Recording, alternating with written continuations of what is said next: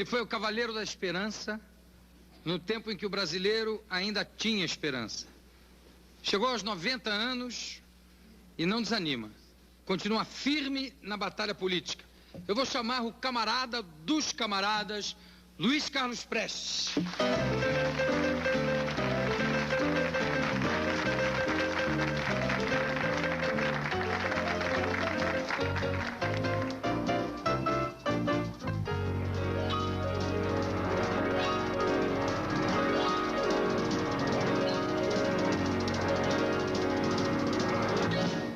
Bom, antes de mais nada, eu quero dizer aqui de público que é um privilégio, uma honra entrevistar você aqui no nosso programa. Você que é mais do que uma personalidade, você é alguém que na história desse país está acima do bem e do mal, admirado pelas esquerdas, pela direita, pelo centro, um homem, um brasileiro acima de qualquer suspeita, um brasileiro que deu provas de amar o seu país como poucos deram, independente de ideologias ou de posições políticas. E eu começo perguntando, você ainda se considera um camarada? Lógico que sou um camarada. Eu tive todo esse apoio que está me dizendo, né? Mas eu já fui expulso 2 vezes do Exército Brasileiro, compreende? E fui condenado já a 47 anos de prisão, compreende? Mas chegou a passar 47 anos? Não, passei 9 anos. 9 anos. Completamente isolado, né? De maneira que esses elogios aí, a mim, quase que compensam, né, a realidade da vida, né? Porque a realidade da vida foi outra. Mas os elogios não chegam a ser nem elogios. Não, é pura verdade. É só ler a sua vida, ver a sua batalha, que a integridade já aparece sozinha, não precisa nem fazer força. Agora, você falou 9 anos de prisão, isolado. E quantos anos de exílio? Exílio foram alguns 10 a 15 anos. Eu estive exilado na Argentina, no Uruguai, depois na União Soviética, depois voltei ao Brasil, depois estive 8 anos e meio ultimamente na União Soviética, de 71 até 79, né? Depois de 64, né? Depois de 64 eu passei 7 anos de clandestinidade aqui no Rio de Janeiro mesmo, né? 7 anos sem sair daqui? Sem sair daqui, clandestino. E você acha que ainda dá para ter esperança? Muita. A esperança existe. A certeza, mais do que esperança, é a certeza de que o Brasil vai chegar a um regime novo, diferente, livre efetivamente da exploração do homem pelo homem. Todos os povos marcham para o socialismo, né? Marcham realmente para essa sociedade nova. É o que avança no mundo, né? Mas isso você acha, a nível de Brasil, a curto, médio ou longo prazo? Não se pode nunca ser profeta nesse sentido. Pode ser um fenômeno político qualquer, pode precipitar os acontecimentos. Porque você, no fundo, é um extraordinário otimista, não? Sim, sou. Eu tenho uma grande confiança no nosso povo. Eu tive contato, de fato, com o povo mais miserável do interior do Brasil, né? Percorremos 25 mil quilômetros em contato, atravessando 13 estados do Brasil, né? E aí vi o que é o povo brasileiro, o analfabeto, né? Em poucos dias ele assimilava a nossa tática de guerrilhas e derrotava um coronel comandando 2.000 homens. Não viu? Porque um analfabeto. A coluna Prestes percorreu o quê? 25 mil quilômetros. Foi. E instituiu a guerrilha antes da guerrilha, vamos dizer. Não, era a guerrilha. A tática de movimento, da guerra de movimento, né, foi levantada por nós, né? Porque quem conhece a realidade brasileira, a extensão do nosso país, né? E particularmente as dificuldades com que lutávamos, né? Porque a nossa coluna sempre foi em situação precaríssima de armamento e de munição, né? Quando eu organizei a coluna mesmo, tinha 1.500 homens, mas só pude armar com arma longa, com fuzil Mauser, 700. Os outros estavam armados de pistola e... 7 homens? 700. Metade, mais ou menos. Sim, 700. Que estavam com arma longa. Não tínhamos um fuzil metralhador, não tínhamos uma metralhadora pesada, né? O resto tudo de revólver? Revólver e pistola, e com isso que iniciamos a marcha, né? Que idade você tinha quando começou a marcha da coluna Prestes? 26 anos. E 24. A marcha levou o quê? 2 anos? 2 anos e pouco, 2 anos e 4 meses.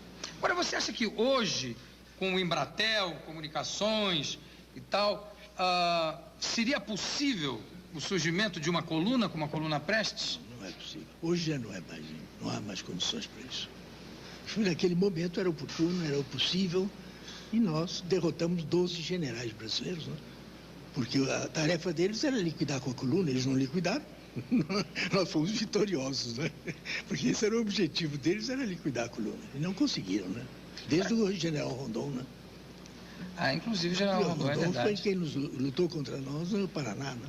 É verdade.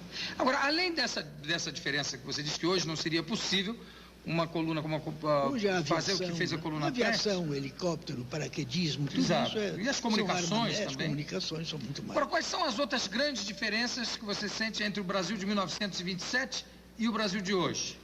Não, há bastantes diferenças, né? O progresso, mesmo nas grandes massas do interior, é grande. O capitalismo penetrou no campo. Hoje as grandes fazendas são todas elas de orientação, a formação econômica e social dominante já é capitalista, já empregam máquinas, já empregam adubos, né? De maneira que a penetração do capitalismo no campo já modificou muito a situação. Embora o essencial continue no mesmo nível, que é a falta de terra para o trabalhador, né? 80% do camponês brasileiro não tem um palmo de terra nesse país imenso. Isso é um paradoxo, né? Parece um paradoxo, pelo menos, né? A terra está toda nas mãos de 4 mil fazendeiros, né? São donos da maioria da terra. E agora, com essa Constituição, a coisa piorou ainda mais, né? Porque nenhuma terra útil, nenhuma terra produtiva, diz na Constituição, pode ser desapropriada. Mas nem que vamos desapropriar só terras improdutivas para entregar a quem? Quem é que quer terras também improdutivas? Fica um outro paradoxo. Se ela é improdutiva... Como é que vai se desapropriar? Agora, Prestes, você teve uma formação totalmente militar. Estudou no colégio militar, né? E como é que você conseguiu conciliar essa sua rebeldia com essa formação militar? Não, o início foi um movimento tenentista que surgiu em 21, 22 no Brasil. A jovem oficialidade, formada num curso universitário, era contra a República Velha, né? A fraude eleitoral, a corrupção da justiça, né? A falta de liberdade de imprensa, tudo isso nos incomodava, né? Mas aí que os tenentes, os oficiais jovens, em 21, 22, formaram o chamado movimento tenentista. Foi daí que surgiu. Esse movimento coincidiu com a sucessão presidencial de 22, né? Em que o Bernardes foi eleito presidente da República, né? Houve o fenômeno ainda das célebres cartas do Bernardes, encontradas pelo Correio da Manhã, insultando o Exército se movimentou contra isso, daí surgiu o movimento. Foi a primeira crise econômica do após-guerra, da primeira após-guerra, foi justamente em 21, 22. Agora, o movimento tenentista não tinha uma ideologia específica. Eram os liberais, né? O Cordeiro de Farias fazia parte do movimento. O Cordeiro de Farias, João Alberto, Luiz de Barros, o Djalma Dutra e outros, né?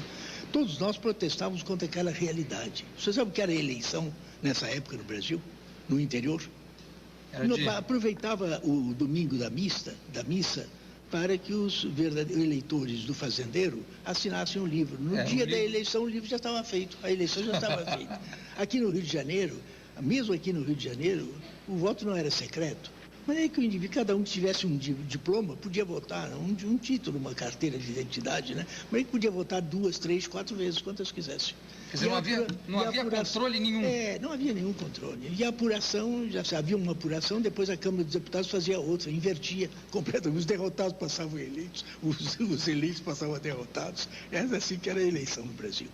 Isso só se modificou em 30, né, com o voto secreto, que foi conquistado em 30. Só a partir de 30. A partir de 30. Mesmo assim, você acha que ainda existe muita fraude em eleição no Brasil, no interior? Existe muito voto de cabresto? Mesmo na cidade.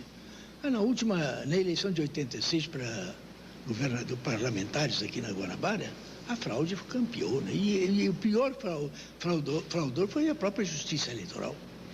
Nós reclamávamos, os nossos advogados reclamávamos de certos casos concretos de fraude e o juiz despachava em cima da perna, sabendo que era comunista, ele vai indeferido, não tomava, nenhuma só foi atendida, foi deferida, né?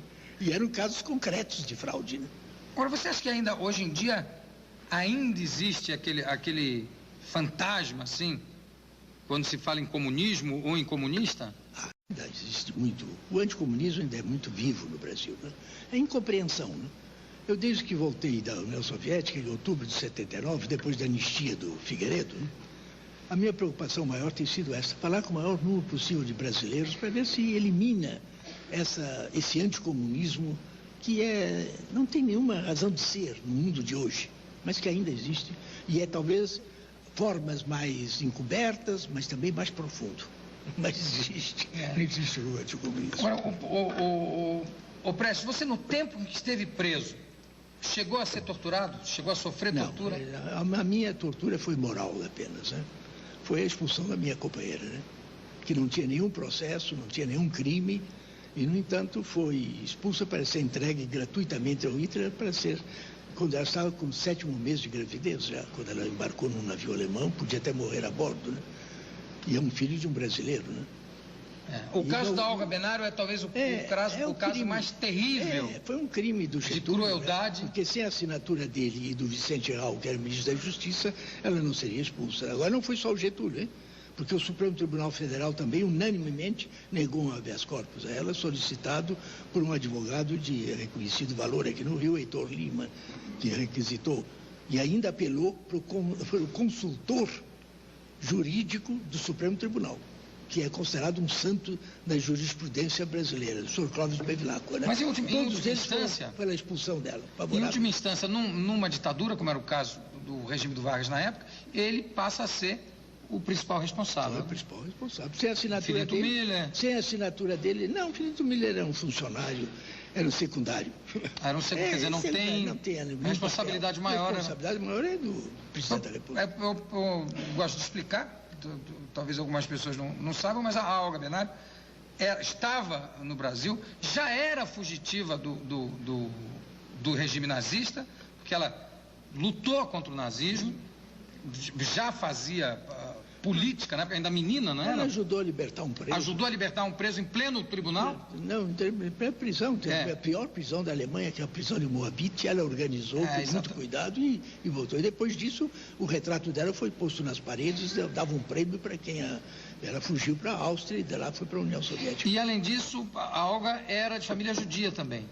Mas tinha muito pouco sangue judeu. Pois mas quer dizer, colocar isso a nível de nazismo, quer dizer, ela ser uma inimiga do regime e ter sangue judeu, era pegar a Olga, tirar a Olga do Brasil e entregar a Olga à morte. Não, isso era um assassinato. Era sabido. Né? E foi terminar numa câmara de gases, né? Dessas câmaras de gases. É verdade que você tem até hoje na sua mesa de trabalho, tem uma fotografia do Lenin e tem uma fotografia da Olga? Tem. E tem mais uma que é da minha mãe. Da sua mãe também? Minha mãe, que foi uma mulher corajosa e que travou uma luta muito séria na Europa pela liberdade da Olga e da minha também, já com 60 e tantos anos de idade, né? Agora, parece, como é que, sofrendo o que você sofreu na mão da ditadura Vargas, inclusive esse caso da Olga, que é um caso, eu acho, inesquecível, como é que você depois conseguiu apertar a mão do Vargas? Como é que houve essa reconciliação? A situação política muitas vezes exige isso, né? Dominar os sentimentos pessoais por os interesses políticos mais sérios, que são os interesses da humanidade. Naquele momento, em 44, 45, quando isso se deu, o inimigo principal a arrasar, a liquidar, era o Hitler, era o nazismo, né? E para derrotar o nazismo, devíamos convocar todas as pessoas, inclusive Vargas. Compreende? É isso que era fundamental. Mas qual foi o seu sentimento nessa hora de encontrar cara a cara com... Quando se trata do fenômeno político, eu coloco acima de tudo, né? O interesse da humanidade era esse. Eu me olho para a humanidade, né? Liquidar o nazismo, isso que era fundamental. Getúlio tinha mandado a FEB, que estava lutando na Itália, e tinha que se apoiar o governo para que ele também participasse da luta contra o nazismo, que era mais uma força que se ganhava para isso. Isso nessa hora é superior a qualquer sentimento ao drama pessoal. Lógico. Você acha que, então, o herói é aquele homem que consegue colocar o interesse do país, ou o interesse do coletivo, da humanidade acima do seu drama pessoal? Isso, às vezes, é difícil, né? Precisa ter uma convicção científica, porque a convicção científica, compreende, dá uma força muito superior a qualquer fé religiosa. Se você sabe que 2 e 2 são 4, por mais que ele espanque para dizer que são 3 ou 5, você sabe que são 4 mesmo, né? Assim é a ciência marxista, viu? Nós sabemos que o capitalismo leva inexoravelmente ao socialismo, porque a lei fundamental do capitalismo é a lei da concentração do capital. À medida que o capitalismo se desenvolve, a riqueza se acumula nas mãos de uma minoria cada vez menor. Hoje aqui no Brasil são monopólios, né? Toda a riqueza vai para os monopólios e a miséria para massas cada vez maiores. E Marx conclui, e assim a classe operária se transforma em coveiro da burguesia. Conclusão de Marx. Agora, e falando das eleições agora, Prestes, dessas eleições para presidente, como é que você está vendo esse panorama aí? O panorama é compreensível, porque o descontentamento popular é muito grande com esse governo que está aí, né? O governo Sarney, desde que ele tomou posse, ele vem fazendo uma política de descarregar todas as dificuldades da crise nas costas do trabalhador. Esse salário mínimo no Brasil é imoral, podemos dizer imoral. Está reduzido a $20. Né? Hoje está reduzido quase que a $20. O que uma família pode viver? E há uma parte considerável da população brasileira que vive com salário mínimo ou menos que o salário mínimo. De maneira que é realmente um descontentamento muito grande. E o povo está à procura de um candidato que seja contra isso. Né? E como é que então você explica o crescimento do Fernando Collor nas pesquisas? É justamente por isso. Porque os outros todos estão mais ou menos... Ulisses Guimarães, Covas, toda essa gente está ligado a esse governo de Sarney. Está comprometido com ele. E o único que não está comprometido, porque teve uma posição, pelo menos, contra os marajás, etc., é jovem e bonito, então o povo vai para... Mas essa não é a situação definitiva. Eu penso que a situação... Qual é o seu candidato? O quadro... o meu candidato é o doutor Leonel Brizola. Apesar das divergências grandes que eu tenho com ele. Eu discordo de muita coisa que o Brizola tem dito. Porque falta ao Brizola uma teoria do proletariado, justamente. Aí, nesse sentido, ele é muito semelhante ao Lula. Os dois desconhecem a teoria do proletariado, mas é que fazem tudo por impulso pessoal. E com impulso pessoal erram. Esses erros são perdoáveis por isso, porque a intenção é boa. E o caso do Brizola é que uma parte considerável do povo brasileiro deposita ainda esperança no Brizola. É o único político brasileiro em que o povo ainda deposita alguma esperança. E sabe por quê? Porque ele tem duas qualidades que o povo admira. De um lado, ele não é um corrupto, não é um desonesto. Os generais o atacam de toda forma. Ele foi prefeito de Porto Alegre, governador do Rio Grande, governador do Rio de Janeiro, mas não chamam de ladrão. E a outra é a valentia. O povo gosta dos valentes, né? E ele é valente. Não há um pouco de gauchismo nisso, não? Não tem. Não, ele é valente. O seu lado gaúcho que... Não, é que o povo gosta dos valentes mesmo. Não, você sabe qual foi a posição dele em 61? Quando ele inaugurou a cadeia da legalidade? Exatamente, Uma posição de valente. Porque o ministro do Exército, sabe o que dizia? Publicamente deu ordem ao Terceiro Exército para bombardear o Palácio Pelatiné. Ele se meteu dentro do palácio, o mesmo gesto do Allende lá no Chile, né? Se meteu no La Moneda, né? Lá morreu. Mas ele mobilizou as massas e fez um discurso que é um discurso valente. Ninguém mais do que eu tem distribuído esse discurso por aí, porque eu acho que a melhor propaganda do Brizola é esse discurso. É a valentia. Diante dessa pasmaceira que está aqui, porque nós estamos vivendo atualmente numa pasmaceira, né? Ninguém faz nada. Aquele discurso a gente inveja, né? Porque aquilo é um discurso de um homem. Do macho. Do macho, justamente. Agora, e o candidato do Partido Comunista, o Roberto Freire, você não acha que também é uma pessoa da maior competência? Pode ser, né? Do ponto de vista geral, é um liberal, etc.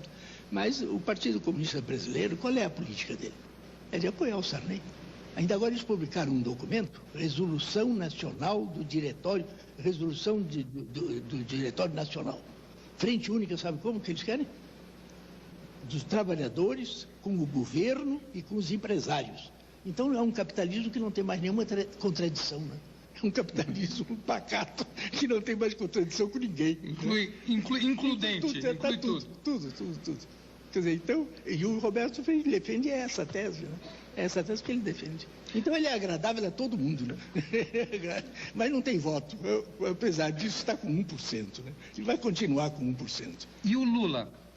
Não, o Lula é diferente. O Lula é um operário de talento. O Lula é talentoso. É uma lástima que ele não se dedique mais a estudar a teoria do proletariado, né? Mas também é uma pessoa séria. Não, também, é uma pessoa séria. Uma pessoa não corrupta. É talentoso, é um chefe, ele é um líder de massa. Né? Valente, ele é um líder de massa, não há dúvida alguma. Né? Agora ele precisava estudar um pouco, né? porque tudo que ele faz é um impulso muito pessoal, né? Então erra, está sujeito a erro. A ciência é que evitaria o erro, né? Mas para isso precisava estudar o marxismo, conhecer o marxismo. Ele não conhece. E o pior é que ele pensa que já é marxista. Isso aí é pior, né? Porque se a pessoa não sabe, pensa que já é, né? E então diz coisas. Agora o Jornal do Brasil publicou, porque quando ele esteve no Peru, o Jornal do Brasil disse, publicou a frase dele: aquilo que para nós era um sonho, a luta pelo poder, agora já é uma realidade, já estamos no poder. Ora, isso é exagero, né? Porque se a dona Erundina está na prefeitura, não quer dizer que ele já esteja no poder. Né? Isso foi publicado. Quer dizer, são erros assim, né? Que podiam ser evitados se tivesse... E ainda é muito jovem, não tem ainda suficiente experiência, né? Eu penso que dificilmente ele poderá ser eleito para presidente da República. Se ele ficar em segundo ou terceiro lugar. Luiz, muito obrigado pela sua presença. Daqui a pouco a gente volta.